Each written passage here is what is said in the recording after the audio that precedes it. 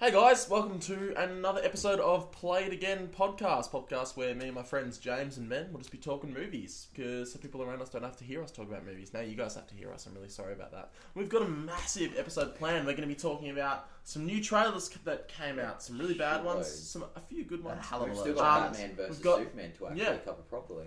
We've got some big movie news. We've got new Golden Globe nominations out, which we're going to be discussing, and then we've got 3 new movies we're going to be discussing. We've got The Night Before, In the Heart of the Sea, and Ben got to see an exclusive screening of Spotlight, which doesn't come out for quite a while in Australia. June 28th. So. There you go. So quite a long time. So we're going to be talking about that. And then some really huge movies in theatres, and then some pretty pathetic movies in theatres as well. And we'll just be discussing that. So let's go straight onto movie news. Ben, what's been happening? So you guys might have seen this, but Kathleen Kennedy, obviously the president of LucasArts, came out and said George Lucas has seen Force Awakens and that he liked it. I think this is just. He said it's a movie for the fans, but we've seen this before because James Cameron came out with Terminator Genesis and said it was great. It mixed like it's a new film. Like he definitely probably just got paid to say it. Take it with a grain of salt, I think. I don't know. I mean, he's not going to say it's bad, is he? Because it's his. If he was like, I really like it, it's going to be great. Jar Jar's the key to all this. I'd be really fucking worried. But yeah, I don't know. I mean, that's good. Maybe if he didn't like it, he probably just wouldn't have said anything. I just don't trust anything he says, really. I mean, either way, I figure he would just be like, "Oh yeah." Well, what he said is, has to say, "Oh, no, I don't like it because I'm not involved in it." What he said was he liked it. It's a movie for the fans. Whereas if I made a new one, it would be for myself because for me, Star Wars is about family, whereas this is for the fans. Well, it's interesting, yeah. Much like Fast and Furious, Star Wars is about family, like family. Yeah. I don't got friends, I got and family. Just excessive fucking shit on screen all the time. That is amazing. Useless. But Lucas is always adamant that like Star Wars is his films. Like, Yeah. He's like, these are my films. And whereas it seems like JJ's very much creating a movie for the fans, the way he talks, because he's a fan himself. Like he originally rejected doing Force Awakens because he said, well, I want to see it myself in the theatre. Yeah. But he seems to be so passionate about it. Yeah. God, I'm so excited. And well, speaking about Force Awakens, JJ came out and said there's no post-credit scene. Thank God. I don't even like. It's worrying. Very that Star Wars. It's worrying that it's at the stage where people need to reassure them that there's no post-credit scene. Yeah, it is. Like that's what's worrying because I'd go into a film not expecting it. Like I'd only expect it with Marvel because they've created a tradition doing it. Yeah. Well, I mean, I think it should just stick as Marvel's thing. Yeah, that should be Marvel's thing. I fucking hate it when... And a lot of Disney when Pixar films do it as well, actually. Like when other superhero movies... we get it. You're a superhero movie. You're going to have like 12 sequels. A lot of Disney Pixar films, I've noticed, do it as well. Disney Pixar don't do serious ones though. Yeah, they just have like I remember like Monsters Uni. It was like that slug that was like, "Oh, I'm late for class," and then he's like, "Oh, like." Because slugs are actually generally slower than other creatures. Yeah, it was quite. He would actually be through the laws of physics. He'd actually be quite slower than the rest of it, and that's the joke. And it's excellent. Shut up! I fucking hate and so. We covered last week Creed, obviously. So apparently Ryan Coogler, so the director of Creed, is the front runner for Black Panther. So Marvel's film. To direct Marvel's Black Panther. I'm in. No, that'd I'm be good. so I'd be I want to see anything he did. Creed, in my mind, was that well directed. I'm happy to see literally anything he dishes up. Yeah, and Black Panther seems like a really intriguing premise. Something that's a little sort of different to Marvel, maybe different origins for the superhero. So he's I'm black, so not white. Yeah, that's not what I meant. That's what, like. Yeah, well, yeah, I guess. Okay, no, let's run through. You've got me, Tony Abbott. So I was like, they are. It is white. No, that's not what I meant. Look at yes, but no, I just meant more. Personally, I want a Marvel. I wouldn't mind like confronting. A stylish Marvel film, because Black Panther seems like he's got similar traits to stylish. Batman. Yeah, something like that. Something that's a little different to all the stuff we've been dished up before. Yeah. And Black Panther's costume looks fucking awesome. Right? Yeah. Is it, how much CG is that though? Like, because I don't think it's much because I've seen behind the scene photos where people are actually in the suit. It looks not real. Yeah. Like in that bit we see, was it in the Civil War trailer where we see that? He's like standing there. Yeah. I've seen behind the scene pictures where they're actually wearing the suit, but I don't know if it's like digitally touched up or anything like that, which probably would be because it's not very Green Lantern, shiny. at least. Yeah. What else? Lionsgate want more Hunger Games films, so they want to Fuck make they want to make prequels. But that's not the only Lionsgate news. They're obviously Lionsgate have just run out of ideas and are pretty much losing money because they're talking about making reboots or sequels to some of their successful franchises. Like so they're Saw. apparently they're doing a new Saw. So Why? There's so many. rebooting Saw. Apparently rebooting Twilight and making another Expendables sequel. That's what they want to do, and obviously make none prequels. of those interesting. And obviously make prequels to Hunger Games. So a sequel to Twilight. Or sequel or prequel, whatever. I'm just they gonna order want. the prequels to Hunger Games because I'll have to see it for this. And like I've seen the last 4, and they get worse and worse. I think they should like Yeah, this. no, This that's the didn't. thing. Like, this didn't- we've committed to this. We're 4 weeks in. We have to see the Hunger Games prequels. Yeah, it's They've, just like Fuck. Well, they got like worse as they went on. Yeah. But like, not only that, they kept losing more money. Like Catching Fire made the most, I think, because it was the best. because it was the best. the best. And actually, it might have been. Yeah, no, it did. It made a bit more than the first one, but like.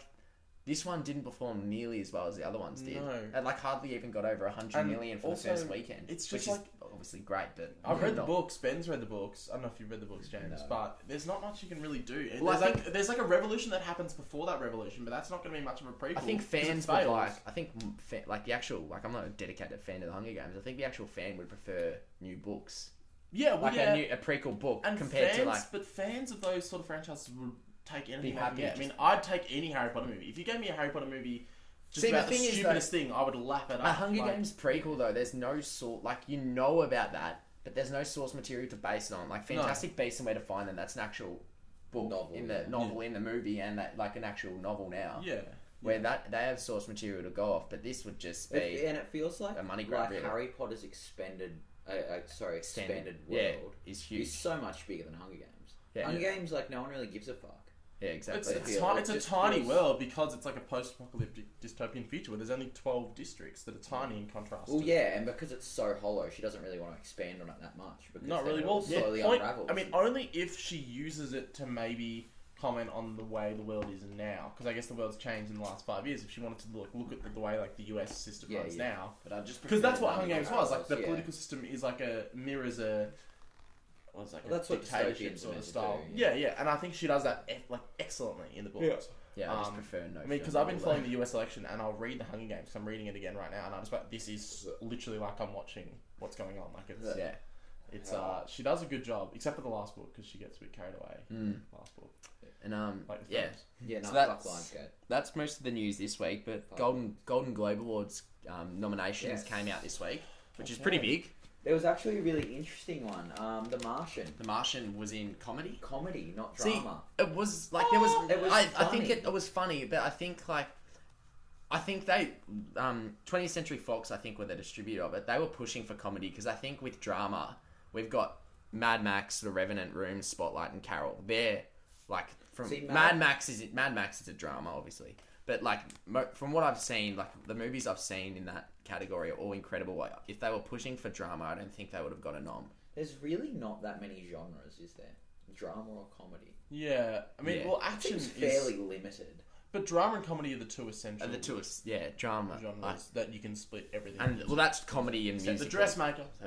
But I think if they were pushing for drama, I don't think they would have got a nomination. So they were pushing for that. But if you watch Mad Max and The Martian, Martian's obviously clearly a funnier film, and like Yeah. So like I'm not, So- I was surprised by it, but like I don't know. really, like even I'm pretty Well, I've only seen Mad Max. yeah.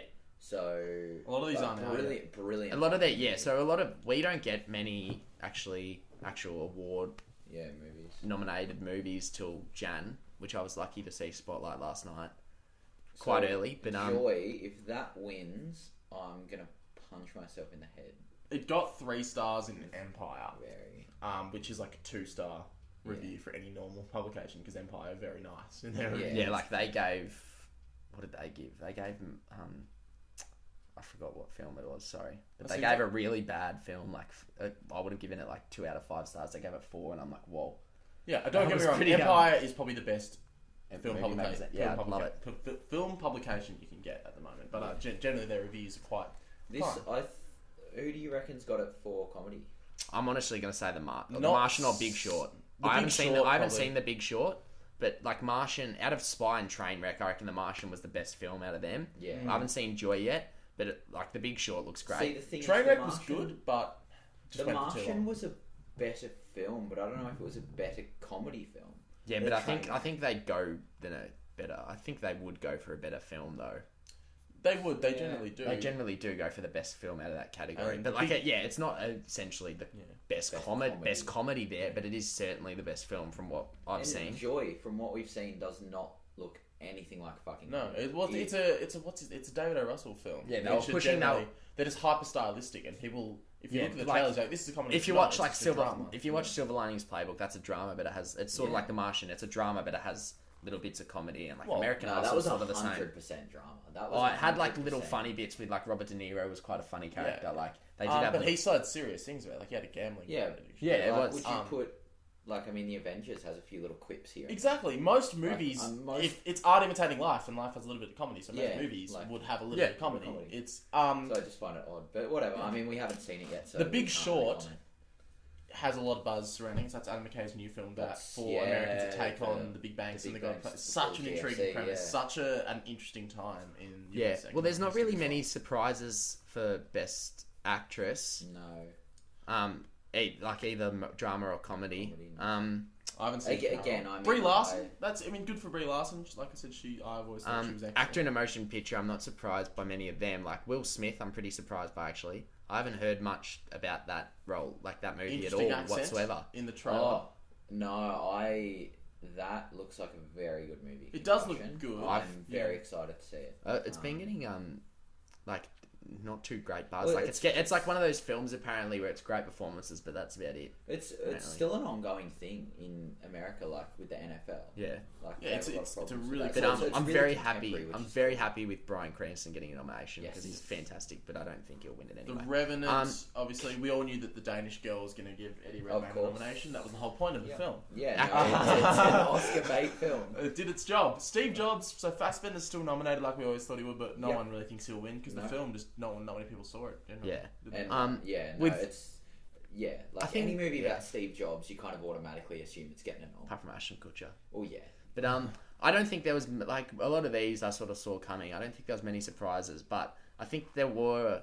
For me, there were like because Spotlight got a heap of like nominations, but it was all like movie based. So it was like best film, best.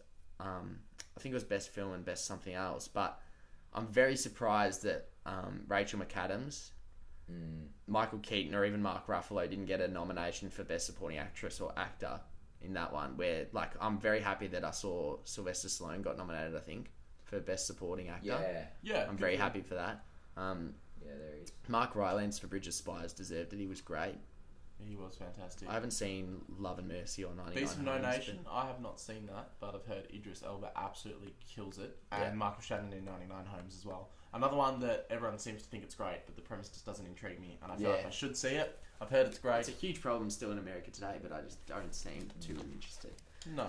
Yeah. Anyway, Yeah, I think something that was interesting was a lot of Netflix produced Yeah, well, they're things doing in there. it. They're incredible productions, but it's kind of well, I crazy think to see such a big shift from What I've heard of traditional. Netflix is that they'll just like, because most studios, they'll be like, you're going to make this, we need you to do this, and they'll interfere because they want to make the money, and they want to know that the people that are investing are getting their money back. Netflix make money But no Netflix, matter what. Anyway. apparently just go like, here, have this money. We trust you. We know you're a great director. We know you're capable of amazing things. Make this thing, and we'll let you do it. And then they just make it. But that was the only And reason. it clearly works. The only reason Yeah. Beast of No Nation Very went well. into cinema, apparently, like it made no money in cinema whatsoever. I think, like it made, obviously it made a little bit, but like compared to Netflix, like there's no like a lot of people if they have the opportunity to watch it at home in HD, and stay at home. It's not a film. They're not going going to go out. They're not going to go out. VMAX And 3D. It's Yeah. a gritty drama about issues. But facing the only humanity. reason I Yeah. think they put it in theaters was to get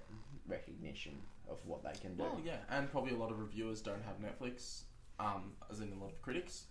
Because Yeah. a lot of them are sort of above the age of 50, and Netflix is all a bit confusing for them. I'm assuming so.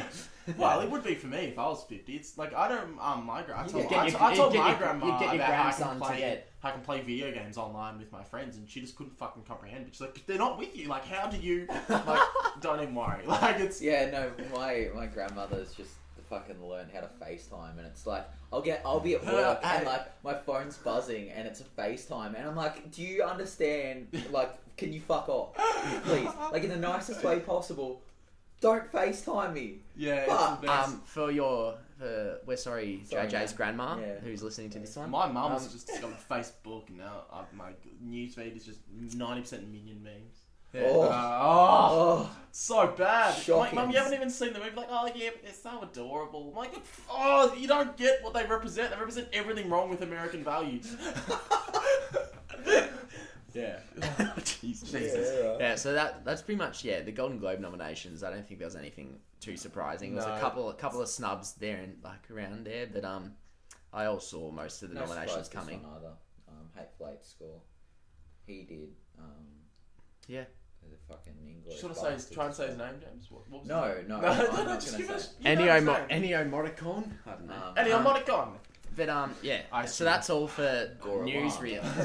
That's all for news, really. So should we hop on to trailers? Let's hop on the trailers. Well, we start off with. We've got to zip through these because we've got a lot of films to talk about. We'll start with BFG. No, I was going to start with Batman v Superman because we touched on it last week, we hadn't seen the full trailer. Get that out of the way. This is interesting because we've got Ben, who I guess you know superhero lore a bit better than me.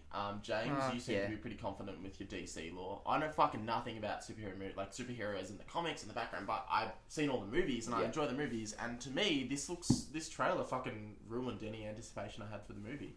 I'll still see it, but my problem with. So I said to JJ just before this, so a lot of people know the Amazing Spider-Man 2 trailer to give away pretty much the whole plot. Like, they showed the final scene in the trailer itself. They showed Gwen Stacy falling down the church scene or whatever, where she dies. And everyone, like, knew that from the comics, and she was wearing the same shit. So they're like, oh, they've literally given that away. This film, it didn't give away a huge, massive spoiler.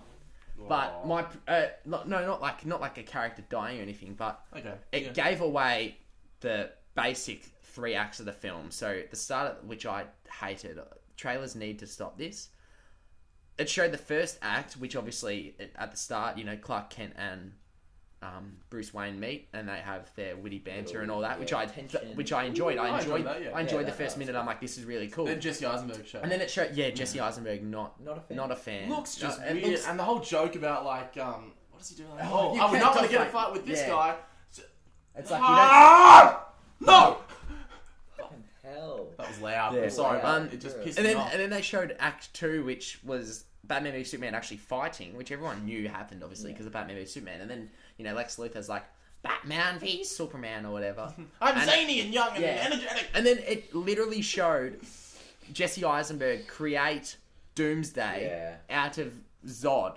Yeah, which they ruined that whole thing completely. And they put in Doomsday way too early. They put that, but then they showed the third act of the film, which would be the conclusion, obviously, where Batman and Superman and Wonder Woman obviously showed up. She looks pretty cool, but Aquaman's in it as well. He's been confirmed, and the Flash is apparently the Flash is apparently confirmed now as well. They're all in it, and they've only shown 3 all over again. But then, you don't need Doomsday. They chuck Wonder Woman. She hasn't spoken at all, which I'm really worried about because obviously Wonder Woman's full blown American and she's like Spanish in real life or whatever. Yeah, I'm pretty sure. But they showed Batman and Superman become allies. Yeah, and obviously like they're like, oh, I thought she was with you. Like they're like, oh yeah, they throw that in for like some witty comedy. But they showed basically what's going to happen. They showed that Doomsday is going to show up and then Batman and Superman are going to team up and fight him, obviously. Batfleck's voice is Christian Bale. It's a voice modulator. It's different. It's a bit robotic. It's not there. No, they had the voice. The voice modulator was the one in the teaser trailer where he's like, "Are you bleed?" Like that. No. And then this one's like, it's exactly like Christian Bale's. Yeah, where he says like, "I thought she was with you." Yeah. Yeah, I like the Husky Batman. But I do like I do like Ben Affleck. I like this interpretation of Batman where he's just fucking ripped, absolutely ripped. I like this. It's very stylish. It's like very Arkham. Like I knew Ben Affleck when I knew when Ben Affleck got cast, he was going to be good. Yeah, I have no doubts he'll be good. With Henry Cavill, he's fine as Superman. He's just fine. But I agree. Jesse Eisenberg, fuck. I feel like they brought Doomsday in way too early. That could have been. He's a huge Doomsday villain in the main, pretty much the main villain. He quite literally killed Superman. Yeah, like that's his whole thing. Is this amazing thing of like he's Superman's physical match. Yeah, but Batman was going to do the physical match in this film. Why have you added Doomsday? Because he's going to be in there for one scene because you got Lex, and then I can like piece together the whole film. It's about Batman and Superman are fighting, and then they meet, and then they need to unite together to defeat Doomsday. The nightmare scene where he's in the desert. That's the nightmare scene. It's Batman Nightmare. It's like an alternate, different streamline comic. And like I mean, through the costume, like and we know that. Yeah, they've shown Doomsday in the obviously it is Doomsday, but it doesn't look much. Like I'm pretty sure it is Doomsday, but it's obviously not his final form. Doomsday. Obviously not his final form. No. So obviously what's going to happen is in the final 15 minutes he's going to show up. They're going to fight for a bit. I reckon Doomsday will probably flee, and then he'll be the main villain in Justice League because then Superman will like, oh fuck, we're screwed because this guy's very powerful. We need more superheroes. So then Wonder Woman, fucking Aquaman, Flash. Also the trailers, because the first two were sort of had this really cool kind of gritty tone. Like even the teaser trailer, I would have been happy with just that because that was really cool. Yeah. The trailer itself, where he's like, "Do you bleed?" Like that was cool. But then this just absolutely like the film's not another 6 months away, and they've literally ruined the whole plot. And January feels like a joke as well. Fuck. Yeah. It's sort of got this really weird jerky tone. It looks to me, and I heard this mentioned before, that like Zack Snyder heard the backlash that Man of Steel was took itself way too seriously and was way too unfunny and dark. He's like, "Oh, I'll give you some comedy." And then throwing that in. Awkward, forced, Joss Whedon-like comedy that doesn't work for me at all. Like it's very just forced and contrast the rest of the tone. And Alright, moving on to new trailers. We'll go from the BFG, So BFG? Steven Spielberg's new film based on the huge novel by Roald Dahl, I think it was. Huge in like popularity, not in size. It's relatively small. It's quite small little novel. Yeah. I think this looks great. I love Steven Spielberg. I'm so in. I'm so in. This trailer gave. I think Steven Spielberg's returning to form lately. Like Bridge of Spies was great, but this trailer gave me the vibes of like his old films, like E.T., like the magic E.T. vibe, the magic Jurassic Park vibe. The score was amazing in the trailer. Yeah. Like as you guys said, it sort of gives you like a Harry Potter vibe. Like it's just magic. Yeah, and it just looks great. It's just such a great book as well. I don't see if they get this right. It seems like I was thinking before. It seems like a movie they would have made ages ago. I loved the sense of wonder. CG. Yeah, I love the sense of wonder in the trailer. Yeah. Like I can't wait. Yeah, Tarzan, Legend of Tarzan, the gritty reboot. Fuck this film. Fuck this. I'm just gonna say, great cast. Incredible cast. Great, absolutely incredible cast. Like could be a Quentin Tarantino film. That's my door. James is left for a second. Sorry for that. No stopping.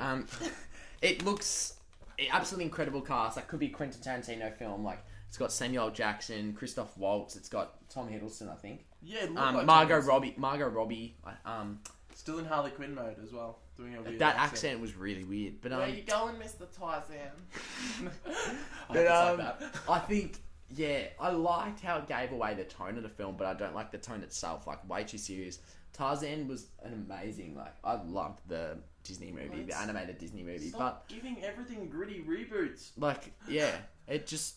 it looks like a CG fest of just vines. Oh, the CG looked great, though. It does, but I don't know. But, like, I just don't see the... simple and because the Legend of Tarzan's coming out next year, and then we've got Skull Island, which is, like, the King Kong thing with like a great cast as well. 4 hours long again? No, it's like the King Kong reboot about the not a reboot, like the prequel.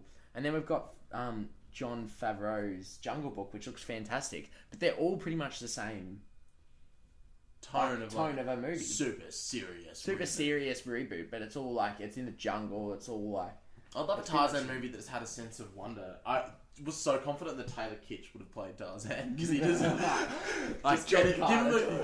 Taylor Kitsch, give him another go. That's what his manager probably has like on his card. Like, hey, give him another go. I like Taylor Kitsch. I like him as an actor. He's fine. He just had bad luck. Friday He had a night. shocking year. Was that you? He had like John Carter, Battleship. They just like all. Lone Survivor. Yeah, well, Lone Survivor was good. That was Mark Wahlberg's Oscar attempt. I didn't mind it. It's a fine movie. It's pretty dumb. You know. But he's a good actor. If you watch him in Friday Night Lights, he can act. Hey, Taylor Kitchen. Hey, I'm happy to Taylor Kitchen. Hey, he wants to be in Lone Survivor. That's fine. We've got a few more. We've got a few more, yeah. So obviously JJ's not back yet, so we'll just continue. TMNT 2. I'm a huge fan of Teenage Mutant Ninja Turtles. I watched it when I was a kid. The original series. Loved it. Yeah, Loved it. Yeah. Loved it. First film, utter shit out. Like it was Well, just we rubbish. all knew it'd be shit though. But this film, the trailer just gives an absolute fan service to like fans. It shows the like turtle truck. But that's it what shows- they all do though. It just Yeah, I looks know, stupid. but it shows like characters from the original series, the turtle truck, etc. Like you can tell this film they've thrown in things for the fans, but it just looks like it looks just like one of looks- those films. It's gonna be so shit, but you're gonna enjoy it anyway. I don't know. It just looks like it takes itself so seriously, and it's funny. I was watching the shots without the turtles in the trailer, with like like so like boom, like the slow motion of the trucks exploding. Oh, can I and just it looks say- like you can just interchange that in like Transformers movies, and you wouldn't be able to tell Oh, yeah. it's from a different. Can I just movie. say the CGI looks absolutely awful in this movie? Well, it's not fully it's not finished yet. I Yeah, guess because but- it's the first trailer, Yeah. but it does look. It does pretty come out awful. like Feb next year. Like it's not Actually, isn't it March or something? wow. Isn't it like early next year? don't know. I think so. I It always forget that like films have a relatively not short, but they reveal it. And then that come out with like in a couple Yeah, of as opposed to like. but video like huge games. films obviously like have trailers like a year before. But But just the comedy in it looks just fucking Yeah. brutal. like Not funny. I was sort of cringing through it. I was like, Oh no! It says June's the. June, in the yeah, US. so still pretty. Still, 6 yeah, months. Yeah. 6 months. So we've got another one, Brother Grimsby. Oh. Interesting. I like Borat. So with Sacha Baron Cohen's other film, Bruno, Dictator, and They just like. Ali it was- G. I did not No, like. it was It- Borat was like the pinnacle. Borat was the for him. pinnacle. like I found Ali G. I found No, Ali G was good. Ali G was good, and then had Borat, Straight and then Down, Dictator and Bruno were rubbish. But this, like, I like Mark Strong, but I feel like he's playing the same role that he always does. Yeah. Like, he's the same, intimidating guy from Kingsman and Sherlock Holmes. Yes, he does it well. Like I don't know. It looks fun. I don't know. I'll watch it. Some of the bits in I the guess. trailer were funny. Like, I laughed. Some weren't. But some just straight up weren't. But, And they're probably putting in all the best bits as well. Yeah. It just I don't know. It didn't work for me. yeah. It's a premise that feels so ridiculous that it could work, but it doesn't look like they've got it working. Like the whole idea of like this the idiot like hooligan brother coming along to like a super secret serious spy mission seems kind of funny and it could work, but I just don't think they've pulled it off Yeah. from what I can see. And we've got one other trailer. So I think me and Corey have watched this. I don't know if JJ's watched it. The Nice Guys. So Yeah. Russell Crowe and Ryan Gosling. Russell is back. This looks Fucking awesome. it looks I'm in. absolutely it looks so fun. Like it Yeah. just looks great. It looks funny. Like Kiss Kiss Bang Bang was a great film by Shane Black, so the director of this one. Looks same sort of tone of a film. Oh, it just looks awesome. It looks so funny. I It can already looks tell. Yeah. great action. Great chemistry between Gosling and Crowe as well. Yeah. Like they look. I love Russell. And he's. Come on, Marsha. I'm in as well. I'm in. And if Russell does a guitar solo, if he gets Marsha Hines in and they start singing Marsha Hines the Remedy again, like I've got a feeling, it's just I'm fucking in. I'm obsessed with Russell. But yeah, this looks great. I was quite surprised. I didn't know much about this film at all. Like I'd never heard about it. But then the trailer came out and I'm like, yep, I'm in. It looks great. Looks fantastic. That's pretty much all for trailers, I think. So some disappointing ones, some okay ones, some good ones, good but ones, but mostly a huge week though for trailers. So should we get on to our reviews now? We've got 3 films. So I've got 3 films. So I haven't seen The Night Before, but JJ and Corey have. Yes. Yeah. And we've So all we'll seen In the Heart of the Sea, so that's great. That's Yeah. Oh, gonna be we've all fun. seen that after Yeah. you watched it. Yeah. Yeah, great. Yeah. Let's So do it. should we chat? Should I let you guys chat Night Before, and then we'll get in the let's Heart chat of the Sea, Night and then I'll Before. chat Okay. Spotlight. So, The Night Before, it's a comedy starring Seth Rogen. Anthony Mackie. I was gonna say Anthony Anthony and J- Gordon Levitt. JGL, and it's obviously a prequel to The Night Before Christmas. It's quite dark. No, I'm kidding. It's a gritty reboot. Gritty reboot. It's haven't seen everything must be a gritty reboot. It's interesting. I don't know. really liked it.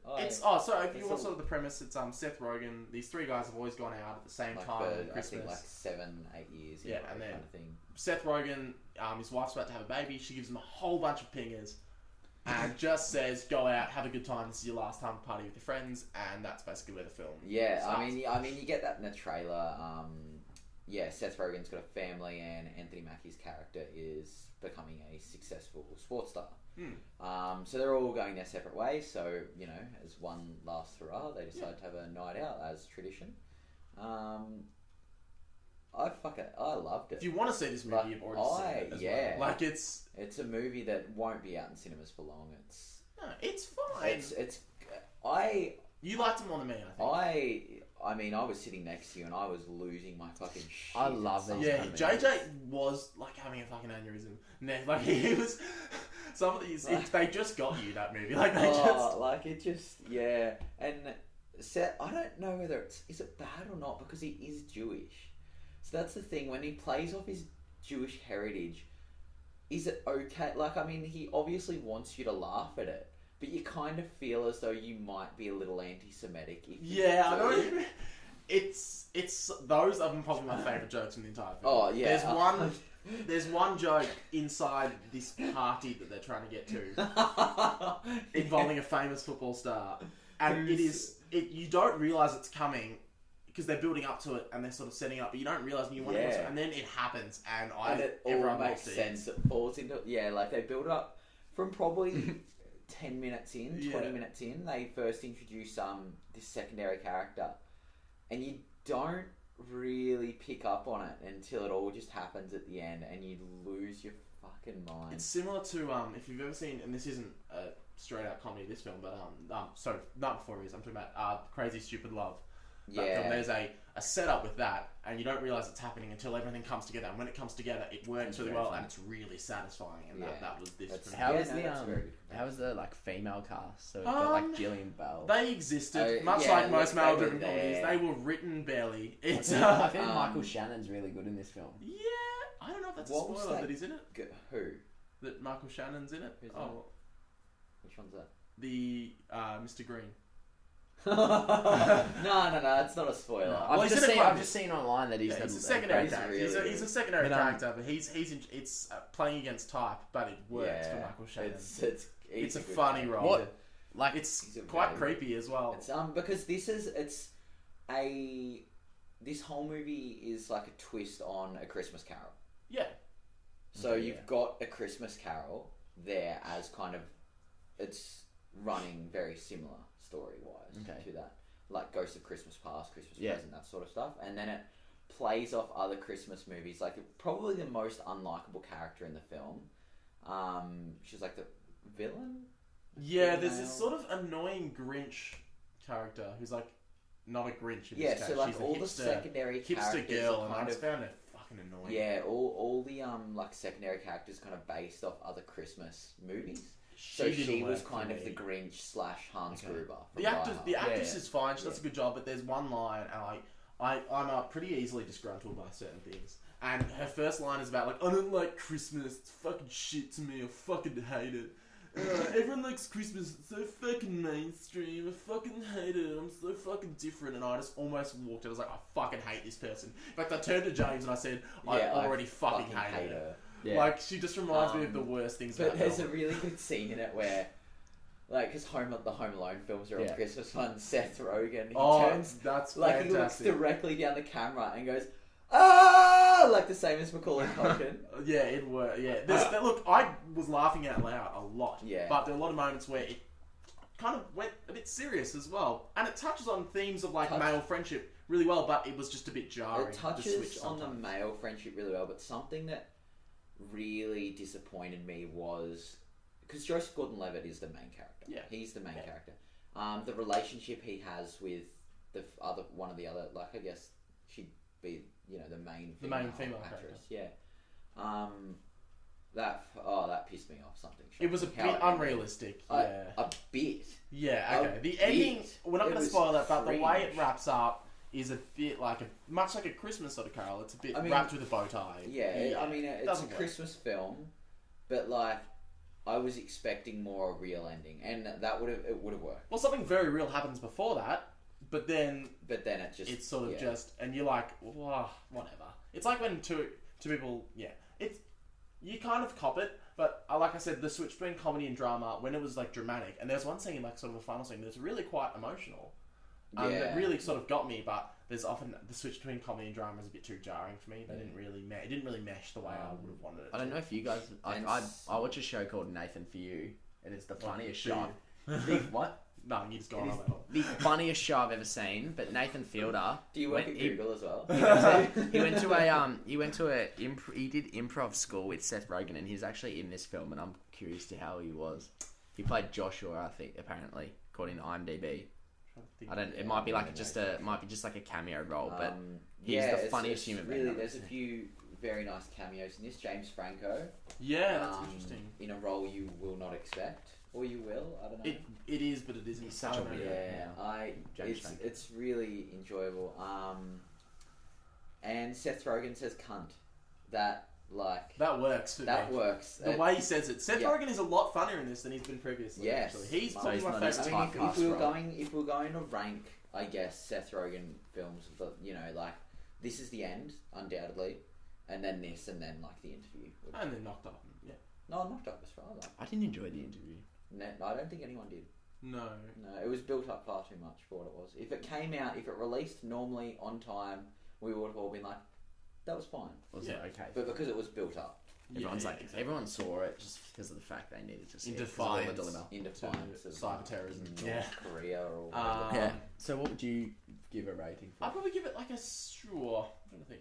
How do we do it? Are we doing out of 5 or out of 10? Out of 10. Out of 10. Out of 10. I'm gonna go 7 out of 10. Like I said. Yeah, I'll go 7.5. Yeah. 8 seems too high, but it was like I can't understate. I really enjoyed it. Yeah, I had a great time in the cinema. Yeah. I wouldn't.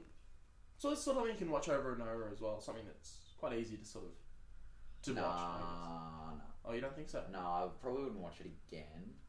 Okay. See, that's where I hold this is the end. I saw that 4 fucking times in the cinema. I could watch that many times. I've got that on Blu-ray. I love this. Every time I lose my shit. I don't notice different things. I lose my shit at the same stuff over and over again. That's interesting, actually. that is quite Alright, next film. So In the Heart of the Sea. So, new Ron Howard film. Great director. Yeah, Ron Howard obviously did Rush, had a really big success with Rush last year, fantastic film, critically acclaimed. So now we've got In the Heart of the Sea, and it's an interesting... It's also about race cars, isn't it? Rush is about race. Yeah, nice, James. Thanks, man. Because for ages, I was like, oh, great, they're making a film adaptation of the gritty Channel 10 police drama that ran for 2 years, Rush. And they did, and it wasn't. And I was like, oh, I religiously watched Rush. How good was Rush? Was fantastic. Let's talk about a top quality Australian We're going to do an drama. episode about Rush, and then we might do one about House Husbands as well. House Husbands. Oh, no, we've got to do that other one. What's with fucking Nina? She's the Offspring. Offspring. Offspring. Oh, look, if we're covering quality Talking about something drama. that needs a gritty reboot. Offspring. It's the baby. So, just a bit of a description of In the Heart of the Sea. So, obviously, Moby Dick by Herman Melville. Classic piece of literature. So, this basically follows the true... It's just old. It's not classic. Let's just say it's very classic. It's highly classic. It's like up there in probably the top 10. If you ask someone, you're not allowed to talk about literature ever again. Like they'd be like, it'd be like Catcher in the Rye, Moby Dick. Like it would it's an American epic. It's anyway. Epic. It's okay. Just continue. I'm triggering you on So obviously, Herman Melville wrote Moby Dick, and it's about a giant white whale that terrorizes a group of fishermen. This is basically the real life story that occurred on the seas around South America that Herman Melville was inspired to write Moby Dick by. So the film has this interesting premise of like sort of telling a story. It's a bit different to Moby Dick. It's more about survival. Yeah, that's actually something that I found pretty interesting. How it wasn't just about what it actually reminded me of was Gatsby. No, really, because like he's retelling the story. Oh yeah, Yeah. but it did it so much better than Gatsby. Oh yeah, no, Gatsby's a entirely. piece of cunt. It, But- it was great, but like I was surprised because the trailers sort of made it seem like I knew In the Heart of the Sea was that like a book about the smaller survival of the crew members of the ship. But in the trailers, it sort of made it seem just like a new Moby Dick film. Yeah, it Yeah. did. But so that I went in thinking it was a Moby Dick film, but I was very surprised because it was more about survival. Like And the Moby way it Dick, tells the story Moby is Dick was in awesome. it for Yeah, only Yeah, a it's little supposed to bit, but yeah. There's a younger character, and I can't remember who he's played by, but he's he's plays Spider-Man. He's Yeah, the is that Spider-Man. Tom Holland? Tom Holland, So yeah. Tom Holland. So he's plays, already working with Hemsworth. Yeah, That's he plays a great young. chemistry. He plays a young child, a 14-year-old on his first whaling voyage with Chris Yeah. Hemsworth character, Yeah. and these other fishermen trying to catch all these whales. And then it sort of switches between him on that voyage where everything goes wrong, back to his much older self. And now he's overcome with whiskey and he's drunk. And Herman Melville is interviewing him about what actually happened on that voyage. yeah, because I the really voyage has like been shrouded in secrecy. And it's good. It's realistic in that sort of aspect, in the fact that if this guy went through what he went through at the age of 14, he's going to be a fucking drunk when he's older, because he's got all this PTSD and he's fucking shaken and he doesn't want to talk about it. Because he's triggered so much. It is. He because, gets triggered. Anyway, my problems with it were that it started so slow for me. Yeah. I Also, didn't get into the film till about a solid 40-50 minutes. it seemed like it was an epic, but it switched from like intimate shots and editing to really epic sweeping things like in long like a wide really shots in a really yeah. jarring way that looked like two different films. And the CG, because is it shot for 3D? Am I right? I believe so. Yeah. So it's got that same Weird. strange saturation that the Hobbit films had, and it seems and it makes the CG look shit to me. I saw it in 3D. The CG for me, the CG was great. There was an overuse of it though. But there was with the 3D, with that dark lens, it makes it look different. Without the lenses, because it's been upped to 3D, it looks. But like, if you go see it, like probably see it in 3D. I generally go see films that are made for 3D in 3D because that's probably how the director envisioned it. But for me, yeah, the CG was great in 3D. The 3D was awesome, but it was an overuse of CG in many scenes. Like, it sort of just saturated the screen. I'm not. I wouldn't be surprised. Like 2D for me, I wouldn't. I saw it in a small screen in 2D, and I still had a good time. Yeah. But like I said, the problem with me was a lot of the CG didn't work for me. There was a lot of obvious green screen for me. Especially at the start. And then, so it starts off quite slow, and I was like, I'm not really enjoying this. There's sort of this weird dichotomy going on between a rich captain and then Chris Hemsworth character is like the young rogue fisherman who's a landsman, and everyone doubts him, but he's capable of great things. He doesn't play by the rules, and it was so like fucking cliche to me, and I wasn't really digging it. And then it switches, and when the whale arrives, and the sequences with this whale are fucking awesome to me, and it really works. And once the whale arrives and the film picks up its pace and stuff starts going wrong, it really worked for me. I really had a great time, and the shit that these men go through, it's fucked up.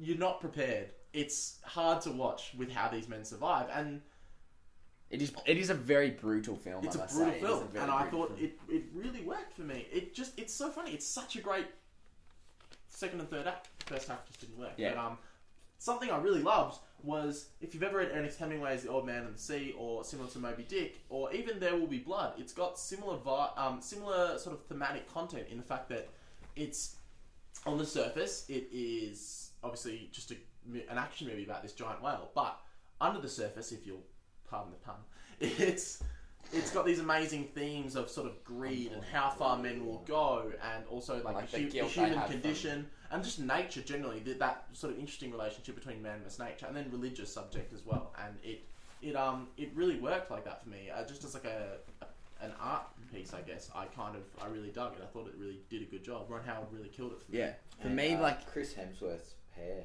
on point. Beautiful. Yeah, God, he looks beautiful at the start. That's something else I liked. It was kind of realistic. At the start, you see Chris Hemsworth, and you're like, this is the most unrealistic interpretation of someone living in the 1700s I've ever seen. He's fucking so beautiful, and like he's beautiful hair. He's fucking shredded. I'm like, you know, they had like protein shakes. I didn't know they could grow past 6 foot in 1700s. Yeah, and then he's got this strange hybrid English-American accent going, and there's a lot of Thor that comes out when he speaks. Yeah. But then once shit goes wrong, he's lost all this weight, and it's really realistic. There's the scenes where these men are so starving. He killed it in a couple of scenes. He absolutely killed it in a few scenes. It's fucking... And there's a few things involving drawing short straws, literally, which are fucking hard to watch. They're really hard to watch. And it's different to Moby Dick. Don't think that this is this... If you've read Moby Dick, don't think you don't need to see this. It's different. And this might almost change the way you look at Moby Dick, because Moby Dick is a very... In some ways, they point out in this film that it's a fairy tale version of what Moby Dick holds. Yeah. Which, look, I really enjoyed it. I enjoyed it much more than I thought it would, because it's been getting average reviews. It's sitting on about 60% on Rotten Tomatoes. I'd give it about an 8 out of 10. 8 out of 10, jeez. Okay. I liked it. James, what would you give? Oh, like a solid 6. What were some of your favourite bits, personally, James? I liked his hair and the whale. What bits didn't you like?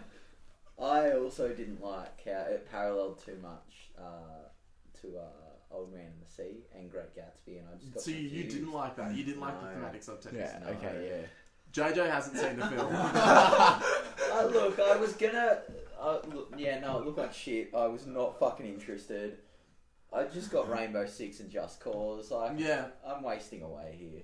I would see it. I'd see it if you can. Ben, what were your thoughts? You were really convinced I'd seen it. Yeah, I've been talking the whole time, so you should. I saw it yesterday. No, did you know he hadn't seen it? Yeah. I said let's just see if Ben can work out that James hasn't seen it. I was a bit skeptical because you were talking and JJ hadn't said one word. No. Yeah. No, I thought the cinematography was great. Yeah. For most of it, yeah. For most of it, the direction I really liked the direction. Like, it was a bit weird how it went from intimate to light, but I felt like that's more editing. But yeah. Yeah, that's okay. You fucking scrub. That's gonna be actually. I dropped like 10k a week at the Mahogany Club. The acting was great in the acting. Some scenes they actually just Chris Hemsworth killed it in some scenes. Cillian Murphy was great. He was great. Tom Holland was good.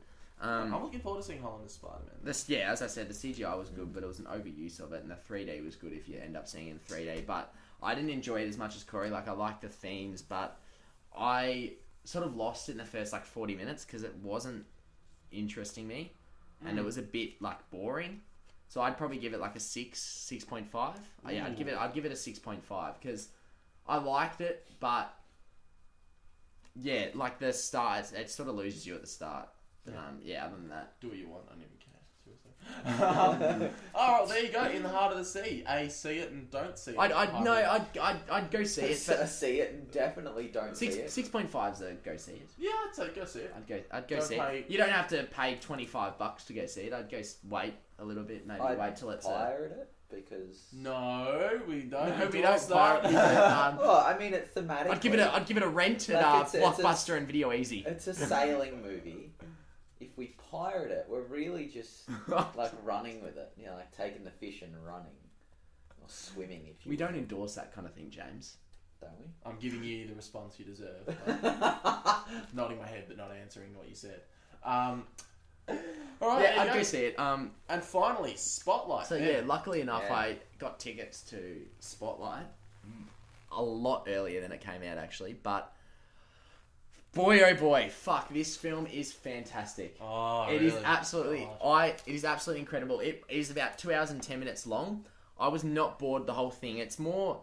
So obviously, I'll talk you about the basic plot. So it's a true story about the journalist team called Spotlight who worked at the Boston Globe. And they, they were sort of the journalist team that was working on the true story. This is all a true story. Basically, the scandal in the Catholic Church with all the priests sexually assaulting kids. Oh.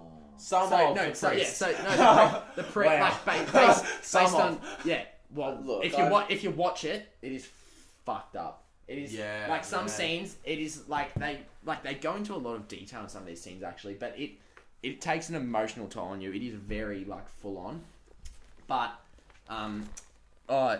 it was a riveting movie.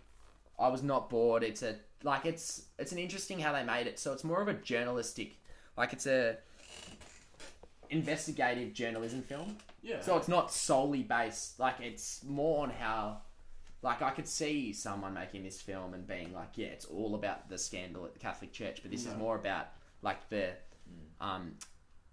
everyone's solely everyone's solely fine. Yeah, so it's more about them going to the Yeah. extent that they did to try and find out all this shit, and it was back, like, over 4 years or something ridiculous that they worked on it. So, yeah, but the performances were great. Yeah. It was an incredible script. The dialogue was fantastic. Any Oscar noms you can see coming from it? Well, I could honestly see it winning Best Picture. Yeah, well, it's front runner. It's front runner. I can see Keaton winning Best Supporting Actor. He wasn't nominated at the Golden Globes, which is really surprising, but I could see him actually winning that. I know he's the front runner on most betting sites at the moment. Actually, I can see it winning like a Best Screenplay. I don't. I think it's adapted. Is it realistic to Boston in terms of, like, is there that sort of rough It is very dialogue between the characters? It's very Mark Ruffalo was great in as well, but it's If you've seen The Departed, it's it's not like polite dialogue. These are guys that in that it's Boston very- culture, they're very like, I'm fucking your father, like that. Oh, very, it's not like full on like swearing every like second, but it is very not much Wahlberg like, in The Departed, just yeah. cut us cuts. It's it's an engrossing film. Like it, I didn't know much about this going in, and you find out a hell of a lot, obviously. But what you find out is genuinely fucked up. So it's almost like it's got documentary. It's got a like a lot of people say it would work better as a documentary, but I found this film incredible. It's got documentary feel to it. I'd give it a 9 out of 10. Oh, I can't wait to see it. Yeah, I can't wait. I think it comes out Jan 28th here. Yeah, I think something that intrigues me a lot actually is why is that a thing?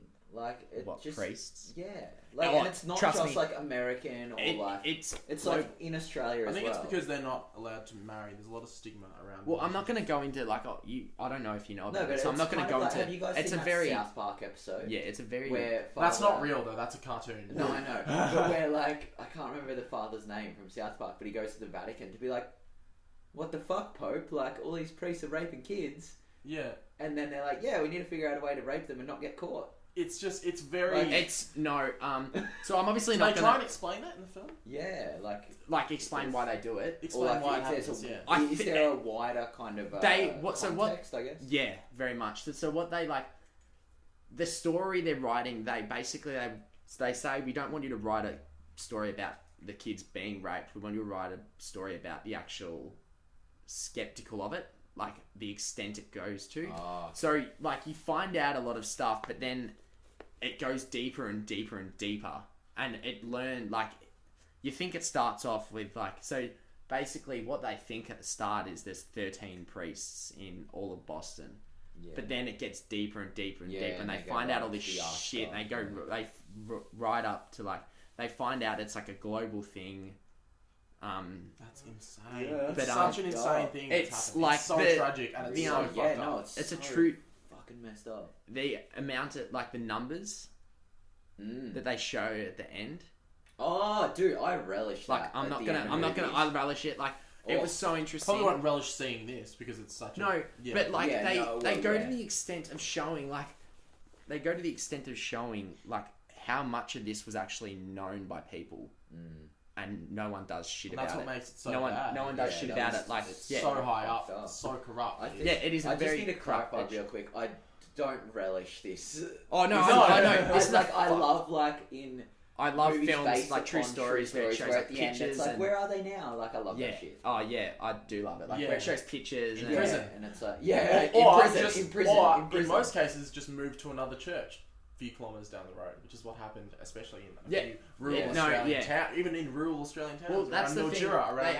They actually showed at the end all the places where they got sent to, and it was about a 5-second clip at the end of the film, and it was the whole screen was filled with places they got sent to. 5 seconds worth. There was about 6 actual. Shown pictures of places. So like 5 columns, all like 30 places in each, and there was 6 full scene pages. Fuck. of places they got sent to. That's incredible, and not many of those Like places as would be opposed to jail. as opposed to being prosecuted. So it like seems in like, a movie. from what you've Yeah. said, this is a film where you can tell that the director and just the cast and crew behind it are very, very passionate about what Oh they're doing. yeah, God yeah. And that's it's what a I very love. That's it's a what I very love. gutsy film because like obviously it's still going up against the Catholic Church. So it's a very gutsy film, but it's a story that needs to be told. Yeah, Because I honestly did not know anything about this at all. No. Like I knew obviously you know know about priests and stuff. You hear about them, but like the extent it's actually at, Yeah. I had no idea. And everyone should go see this film because it is incredible and like it probably obviously it won't be in your top like the best of 2015 because you won't see it till Because we live in Australia. because you won't see it till Jan 28th or whatever when it comes out. But I reckon it'd be in my top 10 for sure. Yeah.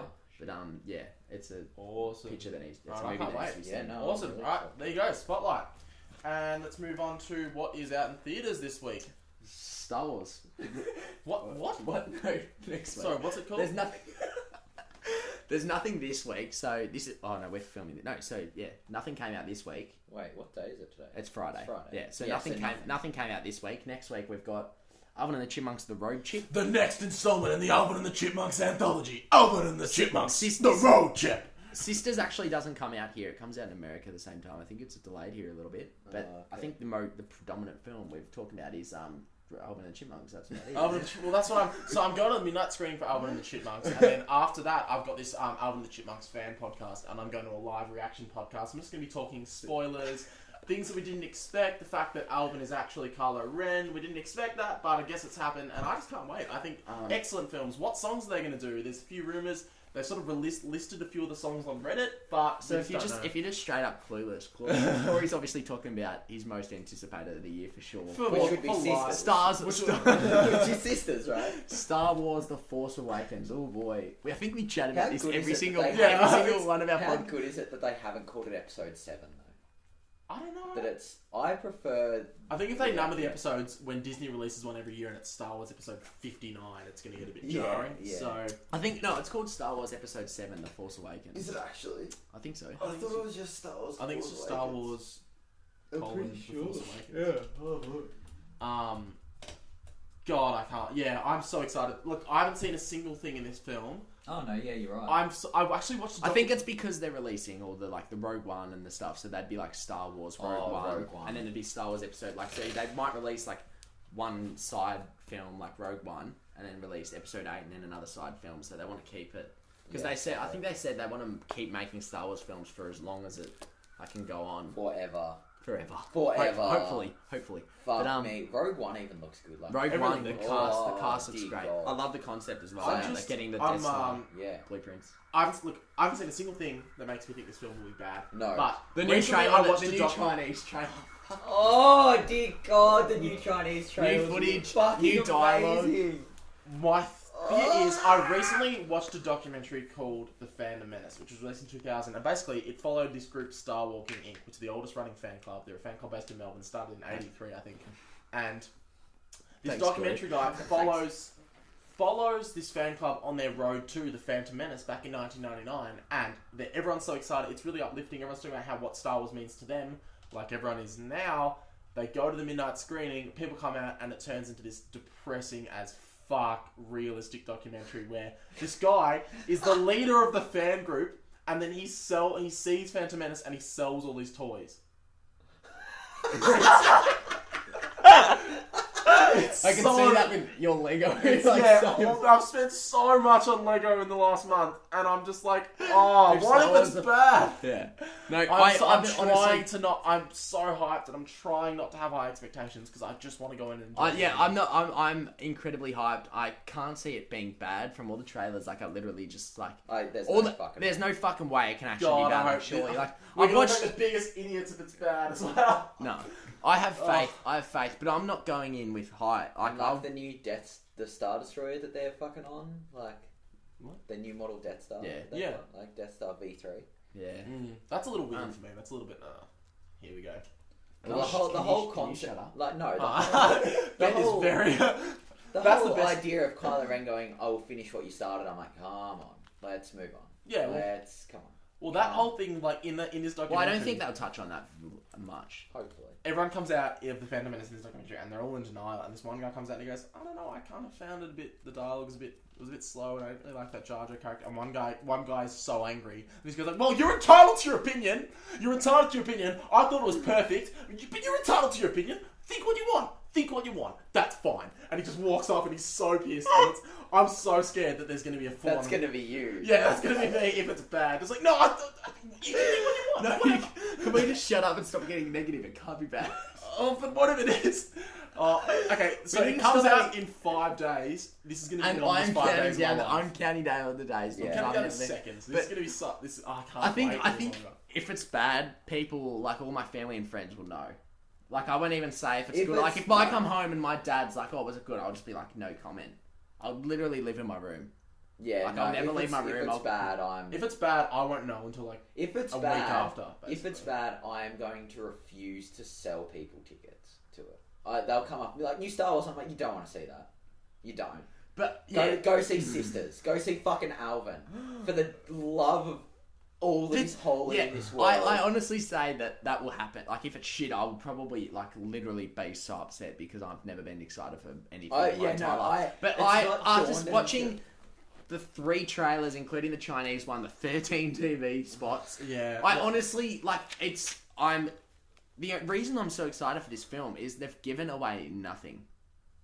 Like, they're giving away a bit. No, like, the plot-wise, they've given away no spoilers. There's no plot, but you can see how the film... You can see how the film the will, newest like... Chinese one, you see Poe being captured and walked through what you can assume is like a prison or something. Yeah. And then that will lead to like you can Kylo. see kind of not... You can see how it'll what's pan out, but where they're going. It seems to me... And you guys are gonna hate this, but you know, like a James Bond spy movie, how they just kind of go from one locale to the next. That's what it looks to me. But that's what they do in the original stuff. Yeah, like a real space hopper, just kind of like here to here to here. But yeah, after watching most of the things that are released for this film, I'm just I cannot see it being bad. All right. Why do you even care? Everyone's going to see this anyway. Yeah, everyone's going to see it. It's already made fucking 70 mil off pre-sales alone or something. Yeah. Absolutely ridiculous. Which is more than a lot of Thursday night. I'm seeing it. You're seeing Wednesday night, so the midnight. I'm seeing it midnight. So and Saturday morning. We will get together Thursday night. We are doing it as soon as I see. Yeah, well, and it'll be a super long pod for you guys. I think it'll be like 3 fucking hours of either us just crying or crying. Like it'll be one or the other. I think if it's shit, you'll know. Like we'll just be like, yeah, we don't want to talk about that, so we'll just review Alvin and the Chipmunks. Yeah, we haven't seen it, but it's probably going to be better than that. And finally on DVD. There's actually quite a few. Last Cab to Darwin. I enjoyed this film. Relish? It's for an Australian. I thought it was Australian films getting better. Australian film, it was good. No, Australian films getting better and better. And it was the biggest Michael year Caton for us, from The Castle. Really kills it. It's interesting sort of ethical issue, and they deal with it really well. I would see it. It's not one you need to see in the cinema. It's great. Get it on DVD and watch it on DVD. I think it's perfect for the next one. I think you linked me a trailer. I linked you a trailer for it. I'm like, this looks so fucking bad. It is Knock Knock with Keanu Reeves. Oh, how bad does it look? Where the 2 girls come into his girls come into his house, have sex with him, and then they blackmail him. And you're like, you cheated on your wife. It's like. But just the Keanu in this, so it's like, no, I can't. I'm married. I can't. I'm married. No. God, no. What are you doing with my wife? No. This is your last chance, man. I am an FBI agent. It's not in there. I assume it's probably in there. Yeah. That gift. That dog was a gift from my Next one was a incredible film, probably top 10 in probably top 10 in my 2015 Fantastic Four. Yeah, excellent. Just handled so well, beautiful. This is what's great. Fantastic Four. They just keep getting better and better. These superhero films, amazing cast. What could possibly go wrong with this film? Next one would also rank in my top 10 Pixels. I want to stab you in the eye. Yeah, God. I heard this film wasn't even as bad as Grown Ups 2 or Jack and Jill, but it was just disappointing, and it's such a great premise. It's such a great concept, but and they if you just watch the scenes with like Adam Sandler where he's like shooting like the CGI things, he just looks bored. Everyone just looks bored. It's just like, it's the ultimate Peter Dinklage, what are you doing, mate? And what I hate Dinklage. Moby Dick. And what I hate about this is this cashing in on like 80s nostalgia. It's Michael Bay with TMNT, Pixels. It's fucking annoying because all these guys want to see it because like this is my childhood and they know it's gonna be bad, but what if it's good? And they know it's not, but they have to see it. And these movies are making I think money what and they don't disappointed me deserve it. the most about Pixels was that Nintendo gave them The rights. to use Donkey Kong in that manner, and they would have had to have seen, like, Nintendo's like renowned for being very strict with their Rights and like even like YouTube videos, like no, you can't have our walkthroughs on YouTube. Yeah, they're very, very strict on it. And then they So, give this like, they fucking would have shit out. seen the final product, and for them to go, yeah, let's release this. Like, we're happy to have Donkey Kong in this product. Makes me so fucking angry at Nintendo. It's Because also they like- could have stopped this. I don't think They Adam could have- Sandler has played any of these games. Yeah, I don't but- think Adam Sandler fucking gives a shit. Like he probably makes like $20 million. He bought the entire cast of grown-ups Maseratis because it made so much money. Really? The entire main cast. Yeah, and that's a fucking big main cast as well. That's a You can see huge it. man. Wow. He literally came out like That makes me so angry. He literally came out and said he doesn't take a film unless he's like friends are hired and it's a holiday. Like Grown Ups 2, they travel. I forgot where they go. It's him and all his like mates, and they go somewhere on a holiday. And Grown-ups they 2 is literally excellent, obviously. yeah, yeah. And next one, which is the last DVD. This is probably one of my favorites of 2015. Actually, Rogue Nation, Mission Impossible.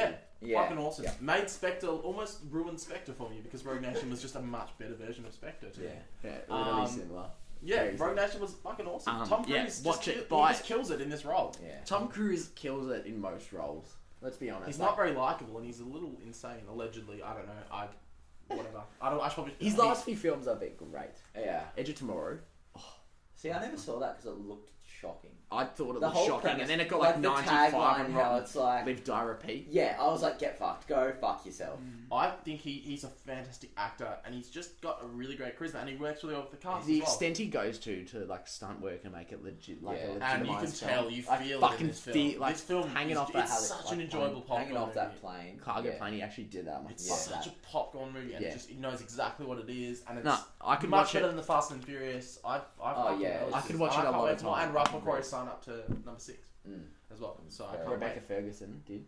Ralph Did McQuarrie. you hear? Rebecca What? Ferguson Kristen- did as well, yeah. Yeah, Rebecca Ferguson did as well, Oh really? which Okay. is the main female actress in the new one. Because, yeah. Oh, didn't- excellent! Because she was one of my favourite bits about Rogue Nation as well. Because in the original the first two, wasn't there a recurring female character Yeah, as well? yeah. Or I forgot not? who Was the they- female character, did it change in each film? I can't No, I remember. think they had a recurring one. Because for the that first two, and Luther then was in all female. of them. Like the black dude, except for number 4. He was Interesting. back in this one. Yeah, So, yeah. yeah. Yeah, well, I think it's got some incredible sequences. The opera sequence is Oh, yeah. No, one of my yeah, favourite Definitely action sequences of definitely 2015. give this one a lot. Yeah. Watch. yeah, it's worth Buy- seeing, even and buy I it. can't wait for more. Yeah, I can't wait for more of these films. They get better as they go, They do. which is surprising because not many series do this. No, this is my Apart favourite from one of Star the Wars. series. Yeah, Although apart from between this Star and Wars Ghost episode Protocol, 7, though. Ghost Protocol was a brilliant movie. I loved it. Yeah. Yeah. great films. All right, Yeah. and that pretty much Yeah. wraps up the week. Yeah, and- So obviously massive week. This podcast might have gone a little bit longer than we Yeah, intended. yeah, it did. But yeah, we'll probably so see you we'll next see you week next for week a with little Star film called Wars. Star Wars, and then obviously the big release Alvin and the Chipmunks. And then after So- that, we'll cover whatever's Boxing Day, and then we'll do our best of. Will we cover Boxing Day though? Well, we've got- in like a fervor from Star Wars. We'll probably see Star Just Wars, like, Joy, 7 maybe. times. Joy, Good Dinosaur, I wouldn't mind seeing. Yeah, Yeah, we'll cover I- Joy and Good Dinosaur because they Joy won't and need Good spoilers. I don't think like Yeah. this Oh, one. and Good Dinosaur hasn't actually had many good reviews. Yeah. as of yet. That's Surprisingly, Interesting, no, yeah. it's actually gotten it's gotten decent reviews, like 68 on I think it's Rotten, the I worst think. of Pixar. But it was like the biggest, like it's not critically a bomb, but it's like Yeah. financially not. Yeah, well, not well, great. yeah, Pixar's that's got the- something. Yeah, and then after that one, we'll do our best of Yeah. and most Well, anticipated. there you go. Anyway, guys, enjoy Star Wars. See the films we told you to see, and we'll see you next week. I cannot physically wait. I'm dying. And there we go. See you guys. See ya. See you guys. See ya. See you guys. See ya. See you guys.